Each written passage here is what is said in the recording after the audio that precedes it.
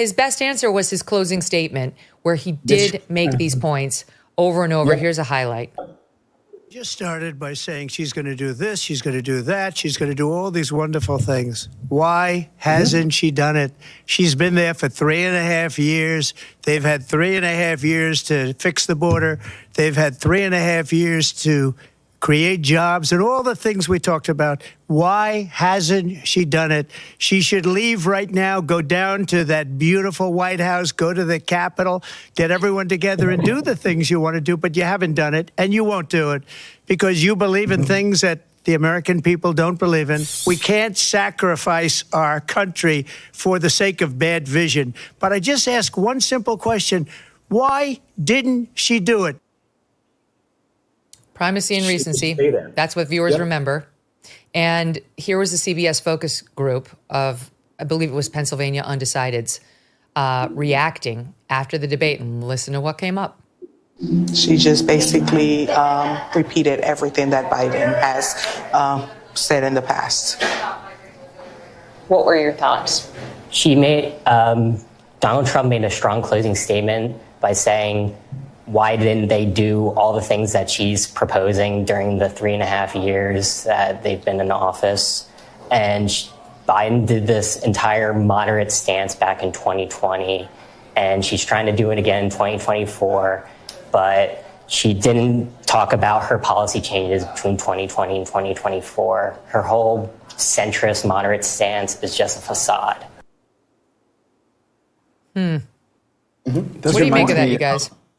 It reminds me a little bit of the post-DNC glow when everybody in the building was just talking about all the joy. Don't you feel joy? You're being joyed on all over your face. And there was tangible joy, or at least a euphoric sense of relief in the audience, because they didn't have to pretend that Joe Biden was fit to be president, or at least like a good candidate. They had some nice speeches from the Obamas and Oprah Winfrey and stuff. So people were in a good mood. They had a really great DJ, legitimately, playing like Sweet Home Alabama. So there was joy in the building, but they tried to incept the joy as if all of America was feeling it. And no, all of America isn't the people who can get through 75 security checkpoints and into the United Center, for a few days. Americans are people who haven't heard from this vice president, right? We know who Trump is. Americans know who Trump is. There's not going to be a lot of new information unless he somehow changes in a certain way. And there's an argument that maybe he's changed a little bit. But they don't really know Kamala Harris as a presidential candidate and aspirant. And as the guy said in the Pennsylvania focus room, we haven't got good explanations at all about how she's changed her mind and how this then impacts what she's going to be like. So that, yes, is the job of a moderator, but it also gives us a sense that maybe there's a cap on, even right now, on a debate that it seems pretty clear that she won. I think most people who watch it will say she won. But the question is, how much of an impact is that going to have on people when you have, on one hand, a lot of those who don't have that natural sense of democratic joy are going to look at the way that this was moderated and presented and feel like this is just continuing the sneering that I'm reacting against. This is the thing that attracts me to begin with, even if we don't like him and thinks that he colors too much outside the lines or don't like this policy or that. Part of the Trump coalition and the modern day Republican coalition is a revulsion at kind of elite discourse of journalism, of whatever the elites think that they're trying to do. You're going to put more people in that position. So the DNC bump, there really wasn't one. And within a week or two, it kind of dissipated. I think that she will get a measurable bump, but I think that there's a ceiling on that precisely because of that response. And also just because it has been a 50-50 race all along. It's not going to become 80-20. Okay, so this is what's interesting. So she won, but what did she win? Did she actually persuade anybody? Or are there millions of people sitting at home like that guy saying, I did not hear her explain why she flipped on fracking, and I know she flipped on fracking. I did not hear her explain the private health insurance or the guns. She just denied it, but I've seen the sound bites. And here was another person, this is a CNN focus group, who got a similar message, who had a similar takeaway, like, okay, for all the dazzling, like rhetorical, oh, you didn't do this and you're terrible and everyone hates you. This was his takeaway. I think it's a him. Watch. I think it's important to remember that we are voting for the leader of our country not who we like the most or who we want in our wedding party, but who is actually going to make our country better. And we're in an incredibly unique situation where we've had both of the candidates in office before, and we've gotten to see what they would do. And when facts come to facts, my life was better when Trump was in office. The economy was higher, inflation was lower, things were better overall. And now with Kamala's administration, things haven't been so fantastic. And she's saying she can fix the problems that her administration has caused, but I just don't know if I can afford to take that risk. Were you leaning towards the former president coming into the night? Probably. And did you vote for him in 2016 or 2020? I did. Interesting. This is the thing that frustrates me. As you know, I heard some people talking about this last night. Republicans, I think Ben Shapiro was talking about it. I think he's a pretty good weather vane for Republicans in some senses, is that you hear the anger from people. And I know, Megyn, you said you had some sympathy for him. You hear the anger at Donald Trump for not seizing on these opportunities. Those were two articulate answers from two different panels on CNN, and I guess the other one was Fox. But these people who make, good points, and I've heard it before when I'm out in the field talking to people too. And if you're a Republican, you have to say, on the immigration issue, why are you talking about cats? Why are you not talking about the border in a more substantial way? You get to it at some point, right?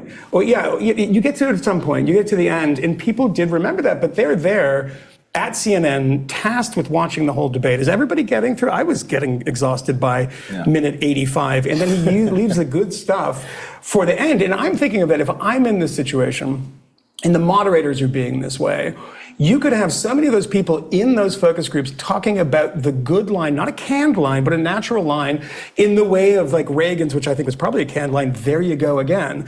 Going after the moderators, look at what these people are doing. This is your media. These are the people that are telling you things about me, right? Do you trust these people? Something like that. But when you talk about the crime stats, all you have to do is beseech the audience to listen to you.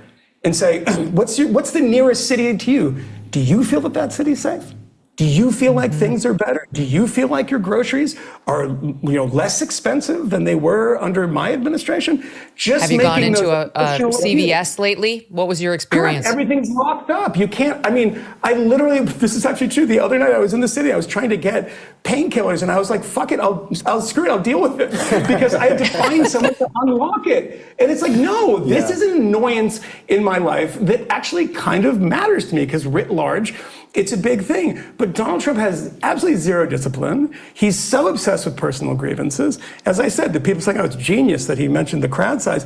No, it's not genius. I know that's that. Not genius. You know that. No. Everybody knows that. But if you look back, but I will say, Moynihan, if you look back at, like I did at the transcript, he brings up the economy a lot, to his credit, and he did bring up immigration a lot. He did manage to weave both of those things into his messaging throughout. There was just so much shit being thrown at him, it got lost. Here's another, this is David Chalian over on CNN talking about a focus group on the economy. And watch this.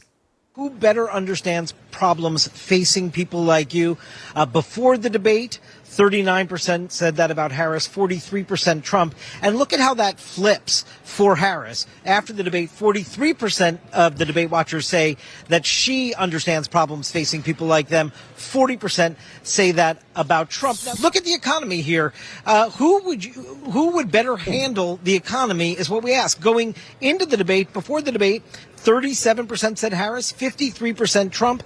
After the debate, again, margin of error stuff here, but numerically she lost a little ground. 35% said so after the debate, that she would better handle the economy. 55% said Trump.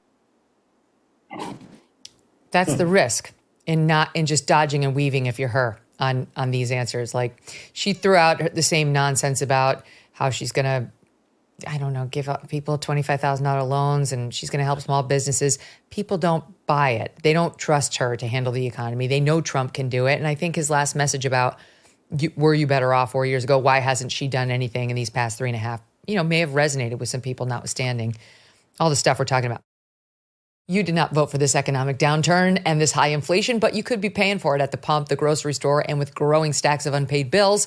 Financial stress can be crushing, and one solution could be donewithdebt.com. Done with Debt created new aggressive strategies designed to get you out of debt permanently without bankruptcy or loans.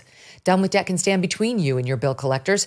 They negotiate with your creditors to write off balances, cut interest, and stop penalties. And the best news is Done with Debt is accepting new clients right now. But you need to hurry because some of their debt strategies are time sensitive and you don't want to miss out. Let Done with Debt hit the debt reset button for you and make your money yours again. Visit donewithdebt.com or call 1-888-322-1054 now. Chat with one of their debt relief strategists for free. That's donewithdebt.com, donewithdebt.com. Thanks so much for watching. If you like what you just saw, hit the subscribe button for more clips and full episodes.